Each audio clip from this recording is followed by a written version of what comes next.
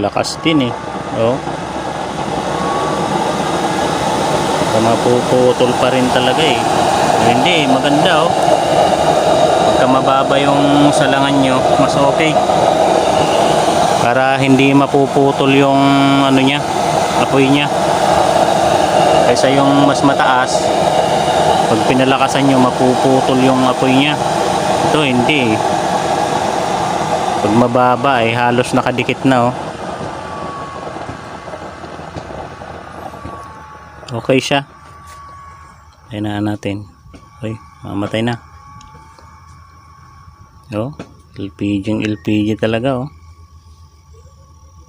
Kaya okay rin. Yung mas mataas, okay rin. Itong mas mababa, mas okay kasi hindi napuputol ang apoy pagka pinalakasan nyo.